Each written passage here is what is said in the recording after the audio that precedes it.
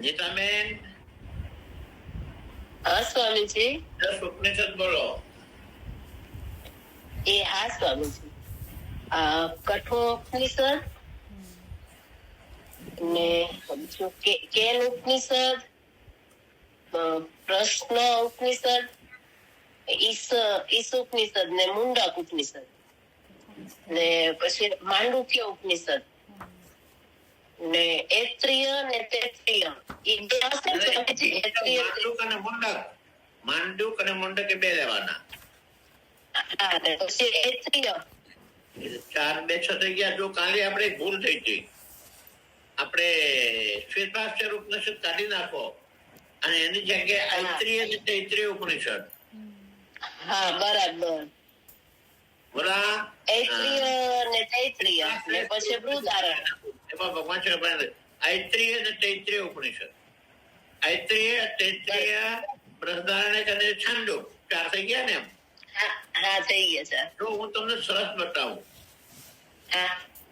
બોલો, cut can પ્રશ્ન ઈશ આ 4 બવિ વાક્ય વાળા, બરોબર ને? હા, બરાબર. 4 છે ને? હા, 4 કટ કેન પ્રશ્ન ઈશ મુંડક અને માંડુક્ય 6 થયા ને? હા, 6 થયા. ઐત્રીય, તૈત્રીય, બૃહદારણ્યક અને છાંદોગ્ય 10 થઈ ગયા. 10 તમારા, બરોબર ને? હા, 10 થઈ ગયા. હા, બરાબર.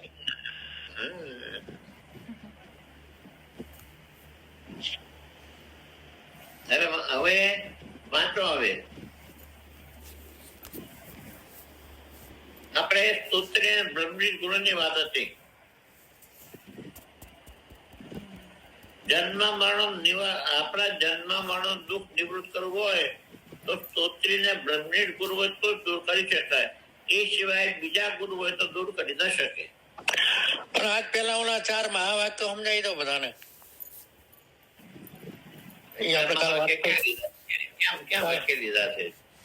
અને કાલ તમે કીધું હતું ને કે કાલ 4 મહાવાક્ય તમને કયા ઉપનિષદ નું છે એ સમજાવીશ. આ બધા નવા છે ને એટલે. જુઓ, પેલું તત્વમસી મહાવાક્ય, છાંદોગ ઉપનિષદ. પેલું તત્વમસી મહાવાક્ય, છાંદોગ ઉપનિષદ. બીજો અહમ બ્રહ્માસ્મિ, બૃહદારણ્યક ઉપનિષદ.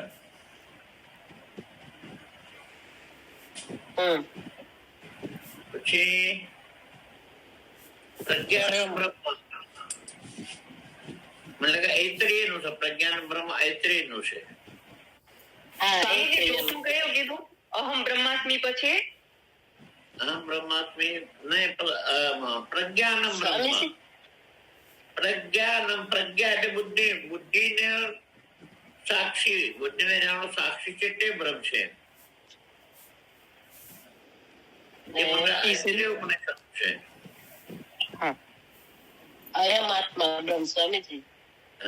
અહમ બ્રહ્માસ્મિ માંડુક ઉપનિષદ.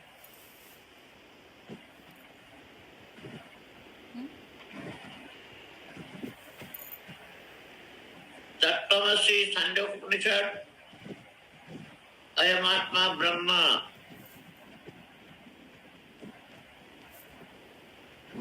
અયમાત્મા બ્રહ્મ એ બૃહદારણ્યક ઉપનિષદ. અને પ્રજ્ઞાન બ્રહ્મ ઐત્રીય ઉપનિષદ. અને અહમ બ્રહ્માસ્મિ માંડુક ઉપનિષદ.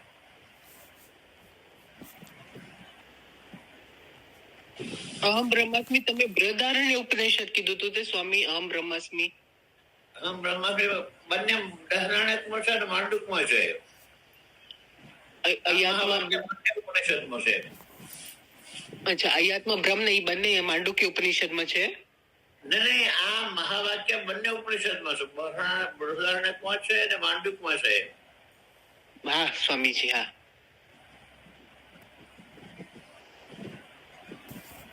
મહાવાક્ય કોને કહેવાય? જે આત્માને બ્રહ્મને એકતા કરવા વાળું એ મહાવાક્ય. જે વાક્યમાં આત્મા અને બ્રહ્મની એકતા હોય એના મહાવાક્ય કહેવાય. જેવી રીતે તત્વમસી તે તું છે. તે એટલે ઈશ્વર, તું એટલે જીવ. જીવન ઈશ્વર બંને એક છે. જીવ અને ઈશ્વર બંને એક છે. અત્યારે ઉપાધિથી જુદા છે. તમારે અવિદ્યા ને માયા ની ઉપાધિ છે એટલે જુદા છે. અવિદ્યા ને માયા જતી રહે તો બંને એક. બરાબર. અયમ આત્મા બ્રહ્મ, મારો આત્મા છે તે બ્રહ્મ છે. પ્રજ્ઞાનમ, મારી બુદ્ધિનો જે સાક્ષી છે તે બ્રહ્મ છે. અને અહમ બ્રહ્માસ્મિ, હું છું તે બ્રહ્મ છે. આ ચારે મહાવાક્યો આત્મા ને બ્રહ્મ ની એકતા કરાવવા વાળા છે.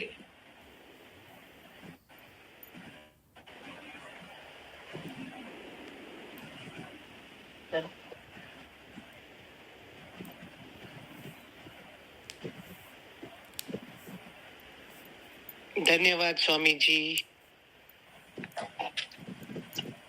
હવે આપણે સ્તોત્રીય બ્રહ્મની ગુરુ જોઈએ અને એના માટે આદરાન પાગડા દ્રષ્ટાંત હતું. બરોબર ને? એકલો સ્તોત્રીય ના ચાલે, એકલો બ્રહ્મનિષ્ઠ ના ચાલે. બંને લક્ષણ વાળો સદગુરુ હોય, એકલો સ્તોત્રીય હોય એની પાસે શાસ્ત્ર નું જ્ઞાન છે, અનુભવ નથી. અને એકલો બ્રહ્મનિષ્ઠ હોય એને પરમાત્મા નું જ્ઞાન છે પણ શાસ્ત્રના પ્રમાણે તમારી શંકા દૂર ના કરી શકે. માટે ગુરુમાં સ્તોત્રી અને બ્રહ્મનિષ્ઠ બંને લક્ષણ વાળો ગુરુ હોય એ તમારો જન્મ મરણ ફાળી શકે. બીજા ગુરુ ગુરુ થાય પણ તમારું જન્મ મરણ ના ફાડી શકે, એમ દૂર ના કરી શકે.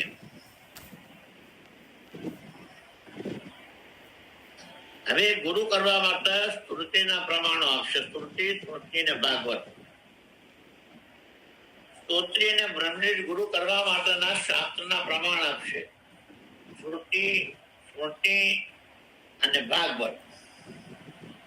કાલે મેં યાદ કરે તો શ્રુતિ કોને કહેવાય? બેન, બાપુ, શ્રુતિ કોને કહેવાય?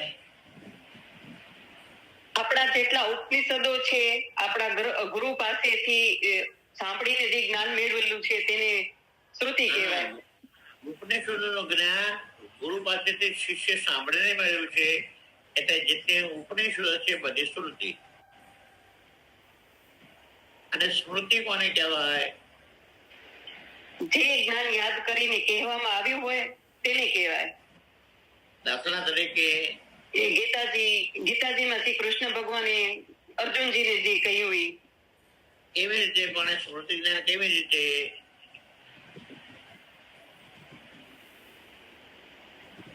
પહેલાનું જે જ્ઞાન છે પહેલાનું જ્ઞાન યાદ કરીને કહ્યું એટલે કઈ રીતે પણ ઘણું જ્ઞાન યાદ કરીને કહ્યું? ગીતાજીનું નહીં, પરમાત્માએ અર્જુનને કહ્યું છે આ જ્ઞાન પહેલા મેં સૂર્યને કહ્યું હતું. હા બરાબર સ્વામીજી. હા મનુને એને ઈચ્છો આપ્યો એ જ્ઞાન હું તને કહી રહ્યો છું. હા હા સ્વામીજી. હા એટલે સ્મૃતિ જ્ઞાન એમ. હા બરાબર. હા હા એ પહેલું તો એ જ્ઞાન હું તને કહી રહ્યો છું. બરાબર. હા હા. પાછો હવે સ્મૃતિ, સ્મૃતિના પ્રમાણો કોણ વાંચે?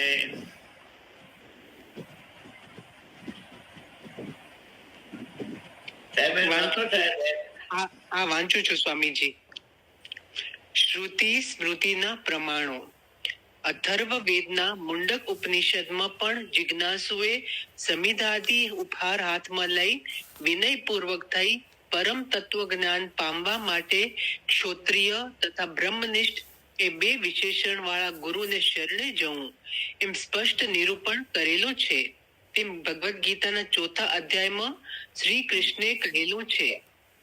આ શ્રુતિનું પ્રમાણ અથર્વવેદની મુંડક ઉપનિષદમાં જિજ્ઞાસુ સમજ્યા હતી એટલે યજ્ઞમાં વપરાતા લાકડા વગેરે પેલા ઋષિમાં તો યજ્ઞ કરતા ને એટલે સમજ્યા લઈ અને પરમ તત્વને જાણવા માટે સ્તોત્રી અને બ્રહ્મનિષ્ઠ ગુરુને શરણે જવું એ મુંડક ઉપનિષદમાં કહ્યું છે. આ શ્રુતિનું પ્રમાણ. હવે ગીતાનું પ્રમાણ આપે છે, વાંચો. હા. તદિતિ પ્રણિપાતેન પરિપ્રશ્નેન પ્રણિપાતેન પરિપ્રશ્નેન સેવયા ઉપદેશતિ જ્ઞાનમ જ્ઞાનેના તત્વદર્શિના. ગુરુને સાષ્ટાંગ નમસ્કાર કરીને તથા ગુરુ પાસે બંધન શું, વિદ્યા કોને કહીએ, અવિદ્યા કોને કહીએ, આત્મા કોણ, પરમાત્મા કોણ અને તેની એકતા કેમ જણાય એવા પ્રશ્નો કરીને તથા ગુરુની સેવા કરીને પ્રસન્ન થયેલા ગુરુ પાસેથી પરમ શ્રેષ્ઠ મોક્ષનું સાધન અદ્વિતીય પરમાત્માનું જે જ્ઞાન તે તું જાણ. અને જ્ઞાની એટલે ક્ષોત્રિય, તત્વદર્શી એટલે બ્રહ્મનિષ્ઠ એવા જે ગુરુ તે તને જ્ઞાનનો ઉપદેશ કરશે. ગીતામાં શું કહે છે? ગીતા ગુરુ પાસે જઈ પ્રથમ પ્રણામ કરવાના. પ્રણામ કરી અને પછી બંધન શું છે, વિદ્યા શું છે, અવિદ્યા શું છે, આત્મા કોણ, પરમાત્મા કોણ, એ બંનેની એકતા કેવી રીતે, આવી ગુરુની સેવા કરી અને મોક્ષનું સાધન જે અદ્વિતીય પરમાત્મા છે તેનું જ્ઞાન સ્તોત્રીય બ્રહ્મણી ગુરુ પાસેથી મેળવી લેવું. આ ગીતાનું પ્રમાણ. હવે ભાગવતનું પ્રમાણ આવશે. હા. તેમ શ્રીમદ ભાગવતમાં એકાદશ સ્કંદના 3જા અધ્યાયમાં પ્રબુદ્ધ નામના યોગેશ્વરે જનક રાજાને કહ્યું છે. તમે બોલો છો શ્લોક સ્વામીજી? અશુભાઈ બોલશે. અશુભાઈ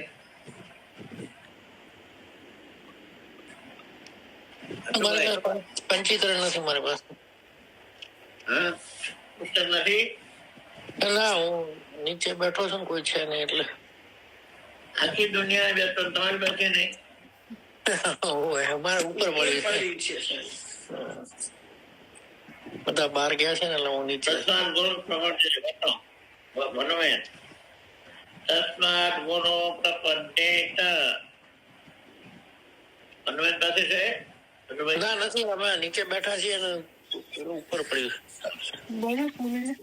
ભારતીબેન હશે ને? બોલો. ભારતીબેન. આ ભાવનાબેન બોલે. તસ્માદ્ ગુરુમુપપદ્યેત જિજ્ઞાસુ શ્રેય ઉત્તમં શાબ્દે પરે ચ નિષ્ણતામ બ્રહ્મણ્યુ ઉપશાશ્રયમ. જે સારું આ લોકના તથા પરલોકના સર્વ વિષયકો કર્મજન્ય હોવાથી નાશવાન છે ને દુઃખ દેનારા છે, તે સારું ઉત્તમ એટલે નાશ રહિત પરમ સુખ સ્વરૂપ શ્રેય મોક્ષને જાણવાની ઈચ્છા વાળો એવો જે મુમુક્ષુ પુરુષ, તેણે વેદના સાચા અર્થને જાણનાર ક્ષોત્રિય અને પરબ્રહ્મને અપરોક્ષ અનુભવથી જાણનારા બ્રહ્મનિષ્ઠ તથા શાંતિવાન એવા ગુરુને શરણે જવું. જો ભાગવત શું કહ્યું? આ લોક અને પરલોકના ભોગ અનિત્ય છે. શું કામ? જે કર્મથી પેદા થાય છે અનિત્ય હોય. એટલે જેને નાશ રહી સુખ જોઈએ એવા મોક્ષ પુરુષે વેદના સાચાને જાણવા વાળા સ્તોત્રીના બ્રહ્મી ગુરુને શરણે જવું. અને અપરો જ્ઞાનથી એની ગુરુને શરણે જવું. અપરો જ્ઞાન. આ ભાગવતનું પ્રમાણ. વનિતાબેન બાપુ તમે પ્રમાણ કહેશો? સ્મૃતિનો અને ભાગવતનો ગુરુ બનાવવા. સ્તોત્રીય બ્રહ્મજી ગુરુ માટે સ્મૃતિનું પ્રમાણ અને ભાગવતનું પ્રમાણ.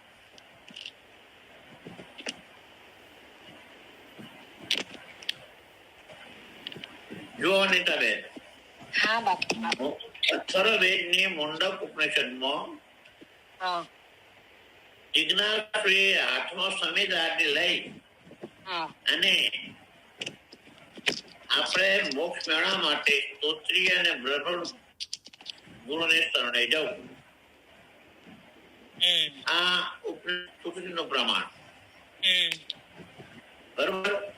હા અથર્વવેદની મુંડક ઉપનિષદમાં જિજ્ઞાસુએ હાથમાં સંહિતાથી લઈ અને જ્ઞાન મેળવવા માટે સ્તોત્રી અને બ્રહ્મનિષ્ઠ ગુરુને શરણે જવું. જે ઉપનિષદ એટલે ગીતા. નમસ્કાર કરી ગુરુ પ્રત્યે પ્રશ્નો પૂછવાના. વિદ્યા શું છે, અવિદ્યા શું છે, આત્મા શું છે, પરમાત્મા શું છે, બંનેની એકતા શું છે. આવી રીતે આત્મા ને પરમાત્મા એકતાનું જ્ઞાન મેળવવાથી આપણને મોક્ષ થાય છે. એના માટે જે સ્તોત્રી અને બ્રહ્મનિષ્ઠ ગુરુ છે એને શરણે જવું એ ગીતા. ભાગવત એમ કે છે આ લોક અને પરલોકના ભોગ છે એ અનિત્ય છે. શું કામ? કર્મથી પેદા થયેલા, નાશ થવા વાળા છે. અને આપણે તો નિત્ય સુખ જોઈએ છે. નિત્ય સુખ મેળવવા માટે સ્તોત્રી અને બ્રહ્મનિષ્ઠ ગુરુને શરણે જવું. આ ત્રણના ગુરુ સ્તોત્રી અને બ્રહ્મનિષ્ઠ ગુરુ કરવાના પ્રમાણ. બરોબર ને? હા બાપ, બરાબર. હવે આવડશે. કોશિશ કરું છું. કોશિશ નહીં, બળવું જ જોઈએ. કોશિશ હા, વગર હા, નહીં ચાલે. બાપુ હા, પ્રયત્ન કરીએ ને અમે, તમે બોલો છો એ પ્રમાણે. પણ એકદમ ઝાટકે બધું તો આમ શું કહેવાય, હજુ મગજ એટલું બધું અમારું ફાસ્ટ નથી તમારા જેમ કે આમ યાદ રહી જાય. પણ અમે પ્રયાસ કરી છીએ બાપુ. બોલો હવે. શ્રુતિના પ્રમાણ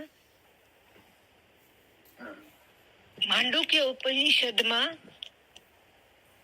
જિજ્ઞાસુએ સમિધા મુંડક છે.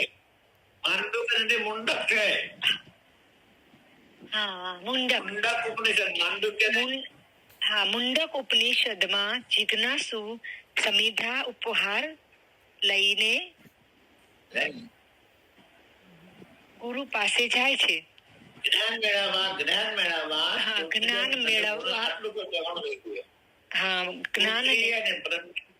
ક્ષત્રિય અને બ્રહ્મનિષ્ઠ ગુરુ પાસે જાય છે. આવું ગીતાજીમાં ગીતાનું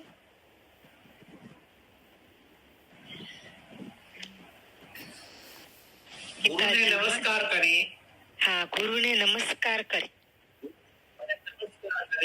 પછી પ્રશ્નો પૂછવાના કે વિદ્યા શું છે, અવિદ્યા શું છે, આત્મા શું છે, પરમાત્મા શું છે, બંને એકતા કેવી રીતે છે. અને સેવા કરી ગુરુ પાસેથી પરમ શ્રેષ્ઠ મોક્ષનું શાસ્ત્ર અદ્વિતીય પરમાત્માનું જે જ્ઞાન છે એ સ્તોત્રી અને બ્રહ્મનિષ્ઠ ગુરુ પાસેથી મેળવો.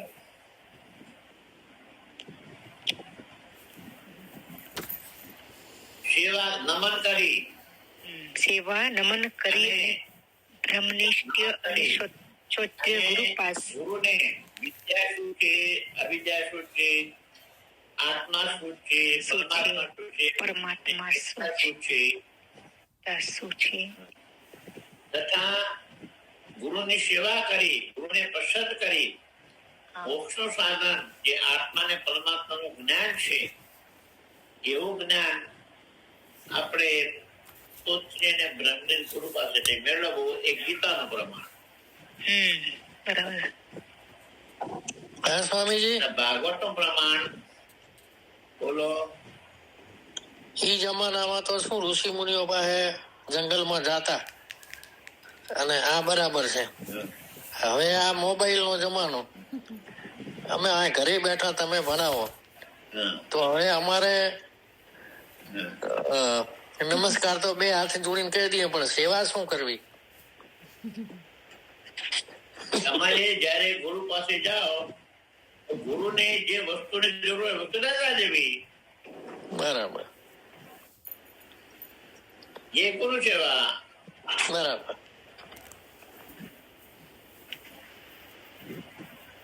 ગમે ત્યારે પણ ગુરુ પાસે જાવ ને. બરાબર. હા હા. એકાદ વખત આપણે જેટલું એ વખતે એમની જરૂરિયાતની જે વસ્તુ હોય લઈ જવી એવી શકે. બરોબર ને? બરાબર બરાબર.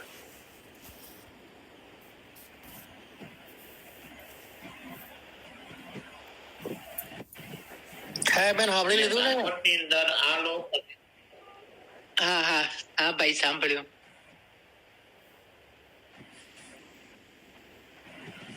પણ એક વસ્તુ ખાસ બધાને કહી દઉં, કોઈ પણ વસ્તુ મને પૂછ્યા સિવાય નહીં મોકલવાની. આ છાયાબેને મીઠાઈ મોકલે, મારા ને આ પેકેજ એક દિવસ પડ્યું, બધી લાલ કીડીઓ ચડી ગઈ. આખું પેકેજ લાલ કીડીઓ છે. બરના જે ભોગો છે તે અનિત્ય છે, નાશ પામવા વાળા છે. શું કામ? જે વસ્તુ કર્મથી મળે તે નાશમાં વાળી હોય. તો મારે તો અનિત્ય સુખ જોવું છે. એ અનિત્ય સુખને મેળવવા માટે સ્તોત્રી ને બ્રહ્મની ગુણને શરણે જવું જોઈએ. આ 3 જાતના પ્રમાણ ઉપનિષદનો, ગીતાનો અને ભાગવતનો યાદ રહી જશે ને? ચિંતા ના કરતા રહી જશે. રહી જશે બાપુ, રહી જશે બાપુ, પાક્કું કરશું, રહી જશે. સ્વામીજી, થઈ જશે. સ્વામીજી, હરિઓમ સ્વામીજી, ભાગવત નો છે ને સ્વામીજી, ભોગો અનિત્ય છે, નાશ થવાળા છે. જેટલું પુણ્ય હોય એટલું ભોગવાનું, પુણ્ય થઈ જાય પછી લોકો આવે અનિત્ય. એમ આપણે જેટલું પુણ્ય કર્યું હોય એટલો સમય સ્વર્ગમાં રહેવા મળે. પુણ્ય પૂરું થઈ જાય પાછા મૃત્યુ લોકમાં, એટલે અનિત્ય થયું ને. એમ હા, આ લોક અને પરલોકના ભોગો અનિત્ય છે. તમે પદાર્થ મેળવ્યો તો પદાર્થ લઈને પછી ના અનિત્ય થયું ને. નિત્ય સુખ ના મળે ને. પરમાત્માનું સુખ મારે નિત્ય સુખ જોયું છે. તો નિત્ય સુખ મેળવવા માટે સ્તોત્રી ને બ્રહ્મની ગુરુને શરણે જવાનું હોય. એ ભાગવત પ્રમાણે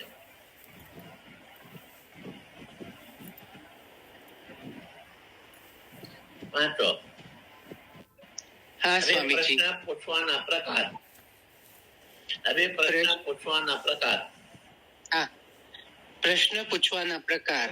શિષ્ય: તેવા ગુરુને શરણે જઈને શું કરવું? ગુરુ: તેમની પાસે જઈને નીચે લખ્યા છે તે પ્રમાણે પ્રશ્નો પૂછવા કે જન્મ મરણ કેમ ટળશે મારે? એ દયાળુ ગુરુ, આ સંસારમાં મને જન્મ મરણ થાય છે તે કેમ ટળશે? એટલે મટશે જપથી, તપથી કે તીરથથી, ઈ કે યજ્ઞાદિક કર્મથી. તે માટે અથવા બીજા કઈ સાધન છે? વળી તે વખતે હું કોણ છું એવો વિચાર કરે અને તે વિચાર કરીને ગુરુને પૂછે કે હું કોણ છું? આ સ્થૂલ દેહ છે તે હું કે ઇન્દ્રિયો તે હું? આ પ્રાણ, મન, અહંકાર છે તે હું કે એ સર્વનો સમુદાય તે હું? અથવા તે સર્વથી હું કોઈ જુદો છું? તે કૃપા કરી કહો. જુઓ, પ્રશ્ન કેવા પૂછવાનો? ગુરુ પાસે જઈ અને પ્રશ્ન પૂછવાનો આવ્યો. પેલું, મારું જન્મ મરણ કેમ ટળશે?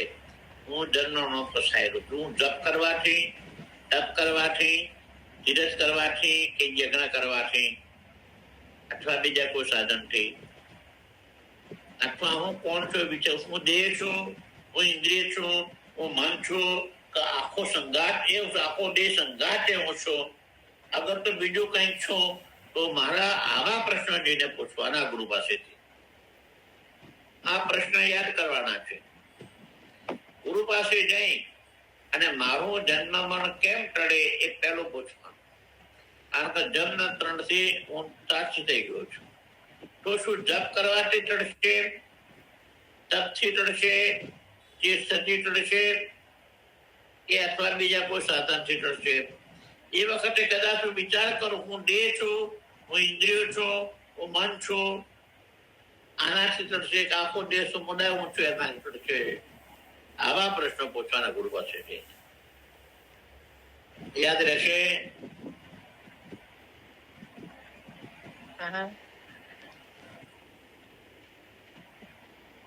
નહીં રે યાદ? ના રહેશે સ્વામીજી. રહી જશે સ્વામીજી, રહેશે. હા, તીખી પાકું થશે. આપડે થોડું ભણવું પણ પાક્કું ભણવું છે, બરોબર ને? હા બરાબર. વાંચો હવે. જન્મનો કાગળ ફાટવાનો પ્રકાર. દોહો બોલી લો ભારતીબેન, પછી વાંચું. હા ચાલે. સદગુરુ કહે સ્વસ્વરૂપને જાણ, એટલે તારો જન્મ ટળશે પ્રમાણ. તારા જન્મ મરણનો કાગળ ફાટે, સદગુરુ વચને વિશ્વાસ રાખે માટે. સદગુરુ, તું તારા સ્વરૂપને જાણ, એટલે હું સચ્ચિદાનંદ રૂપ છું. દેહ, ઇન્દ્રિયો, પ્રાણ, મન, બુદ્ધિનો સાક્ષી પ્રત્યક્ષ આત્મા છું. અને દેહ ઇન્દ્રિયાદિક હું નહીં, તથા દેહના જે ધર્મ, વર્ણ, આશ્રમ આદિક તથા ઇન્દ્રિયોના ધર્મ, આંધ્ય, બધિરતાદિક તે પણ મારા સ્વરૂપમાં નથી. કેવળ શુદ્ધ ચૈતન્ય રૂપ હું છું એવું જ્ઞાન જ્યારે તને દ્રઢ થશે, એટલે તે જ વખતે તારા જન્મ મરણ ટળશે એ પ્રમાણ સિદ્ધ છે. શિષ્ય પૂછ્યું કે જન્મ મારો કેમ ટળે? એટલે શિષ્ય તો જવાય આપશું, જપથી, તપથી, તીર્થથી, યજ્ઞથી કે બીજા કોઈ સાધનથી. અગર તો વિચાર કરું તો હું દેહ છું, ઇન્દ્રિય છું, મન છું, તો આખો દેહ સંગાતો છું. જેથી મારું ગુરુ કે ના, તું તારા સ્વરૂપને જયારે જાણીશ, એટલે તારું તું સચ્ચિદાનંદ છું એમ તું જાણીશ, એટલે તારું જન્મ મરણ ટળશે. એ ઇન્દ્રિય, મન, બુદ્ધિનો તું સાક્ષી છે. તું દેહ નહીં, તો દેહના વર્ણ અને આશ્રમ ધર્મો તારા નથી. ઇન્દ્રિયો તું નથી, તો આંધળા અને બહેરાપણું પણ તારામાં નથી. તને મારું શુદ્ધ સ્વરૂપ ચેતન છું એવું જ્ઞાન દ્રઢ થશે, એટલે તારું જન્મ મરણ ટળશે. આ યાદ કરવાનું છે. કેટલું યાદ કરવું?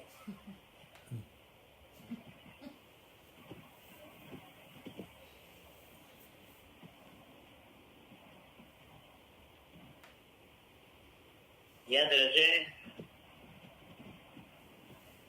જુઓ, આપણે શું આવ્યું પહેલો, હું તમને કહી દઉં. આપણે પહેલો એ આવ્યો કે ગુરુ સ્તોત્રીય અને બ્રહ્મનિષ્ઠ ગુરુ કરવાના 3 પ્રકાર. પહેલો ઉપનિષદ નું પ્રમાણ આપ્યું. અથર્વવેદના મુંડક ઉપનિષદ ની અંદર આત્મસંવિધાથી લઈ, જિજ્ઞાસુએ આત્મસંવિધાથી લઈ અને જ્ઞાન મેળવવા માટે સ્તોત્રીને બ્રહ્મનિષ્ઠ ગુરુને શરણે જવું. આ મુંડક ઉપનિષદ નું પ્રમાણ. ગીતાનું પ્રમાણ એ છે કે ગુરુને નમસ્કાર કરી વિદ્યા શું છે, અવિદ્યા શું છે, આત્મા શું છે, પરમાત્મા બંને કઈ રીતે છે, અને ગુરુની સેવા કરી ગુરુ જયારે પ્રસન્ન થાય તો મોક્ષનું સાધન, આત્માને પરમાત્માને એકતાનું જે મોક્ષનું સાધન છે એ પ્રશ્નો દ્વારા પૂછી અને સ્તોત્રીય બ્રહ્મનિષ્ઠ ગુરુને શરણે જવું.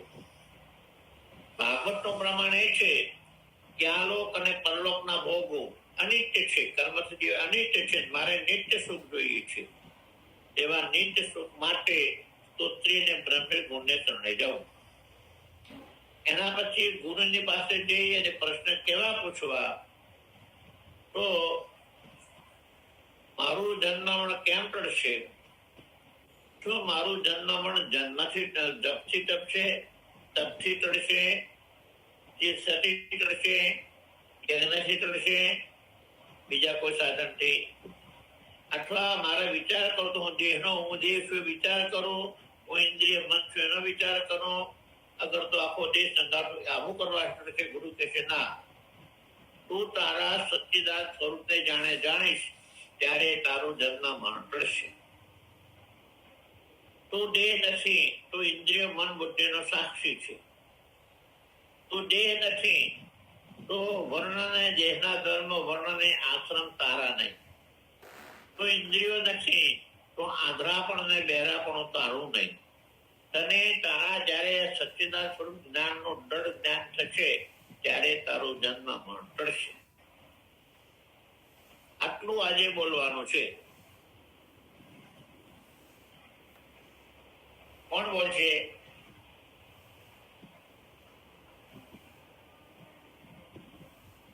કોઈને કોઈ નથી હિંમત કરતું. હા સ્વામીજી હું બોલું હાલ. મારું નામ લીધા સિવાય હિંમત કરો. હું બોલું છું સ્વામીજી. બોલો બોલો બોલો બોલો સાહેબ.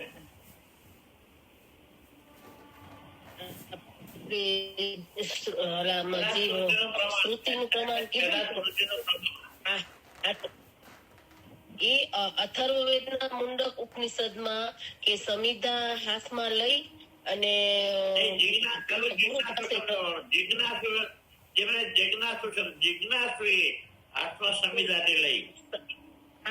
જિજ્ઞાસુએ હાથમાં સંહિતા લઈ અને વિનયપૂર્વક ગુરુ પાસે જવાનું હોય કે ક્ષત્રિય અને બ્રહ્મનિષ્ઠ એવા બે શું કે હા ત્યાં જવાનું હોય. ને બીજું ભાગવત નું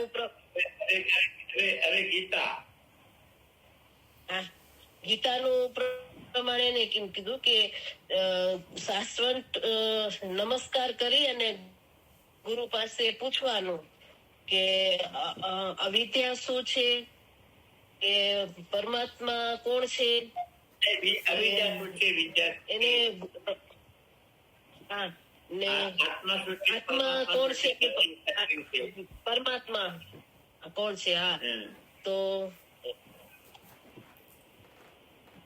પછી ગુરુની સેવા કરી ગુરુ પ્રસન્ન થાય તો મોક્ષ નું સાધન આત્મા પરમાત્મા ને એક નાનું સાધન સૂત્રીય બ્રહ્મની ગુરુ પાસેથી પૂછું. હા બરાબર. ને ત્રીજું ભાગવતમાં હા કે આ લોક અને પરલોક ના વિષય બધા નાશવાન છે, એ દુઃખ દેનારા છે એમ. તો આપણે અને મારે નિત્ય સુખ જોવે છે એટલે આપણે એવા હા નિત્ય સુખ માટે ક્ષોત્રિય ગુરુના શરણે જવાનું એમ. હવે જન્મનો કાગળ કેમ ફાટે પ્રશ્નો કેમ પૂછવા એ બોલો ગુરુ પાસે જઈને. તો ગુરુ પાસે જઈને પ્રશ્ન પૂછવા કે હું કોણ છું, હું દેહ છું કે હું ઇન્દ્રિયો છું. પેલો મારો જન્મનો કેમ ફાટે ગુરુદેવ. બરાબર. મારો જન્મ તો શું, મારો જન્મ જપથી ફાટે, તપ કરવાથી ફાટે, ચીજ કરવાથી ફાટે, યજ્ઞ કરવાથી ફાટે, એ વિચાર હું દેહ છું, ઇન્દ્રિય છું, હું મન છું, આદિ સંગાત વિચાર આટલું બોલવાનું. બરાબર. હા બરાબર. પેલું બોલવાનો એ મારો જન્મ કાગળ કેમ ફાટે. બરાબર. શું જપ કરવાથી ફાટે, તપ કરવાથી ફાટે, ચીજ કરવાથી ફાટે, યજ્ઞ કરવાથી ફાટે, કે વિચાર કરવાથી કે હું કોણ છું, હું ઇન્દ્રિય છું, હું મન છું, આ બધો જે સંગાટ હું છું એનાથી ફાટે. બરાબર. બોલો એ જ ફરી બોલું સ્વામીજી હમણાં. મારો જન્મ કેમ ટળે એટલે જપથી તપથી કેમ તૂટે મહારાજ ના તો શું તપથી ચડે, તપથી તીર્થથી અને એક નથી, 4 વાત બોલવાની એમ. બરાબર. હા સ્વામી છે. પછી હા વિચાર કરવાથી તો શું દેહ છું, ઇન્દ્રિય છું, મન છું, કદી સંગાતો છું. બરાબર. ગુરુ કહે છે કે તું તારા સચ્ચિદાનંદ સ્વરૂપને જાણીશ ત્યારે તારો જન્મ મન ટળશે. બરાબર. દેહ, ઇન્દ્રિય, મન, બુદ્ધિનો તું સાક્ષી છે. દેહ તું નહીં તો દેહના ધર્મ, વર્ણ અને આશ્રમ તારા નહીં. અને ઇન્દ્રિયો તો નહીં તો આધળાપણ અને બહેરાપણ તારું નહીં. બરાબર. તું તારા સચ્ચિદાનંદ સ્વરૂપને જાણીશ ત્યારે તારો જન્મ મરણનો કાગળ ફાટશે. બરાબર. આ પ્રમાણે કાલે બોલવાનું છે. હા સ્વામીજી. બરોબર ને. હા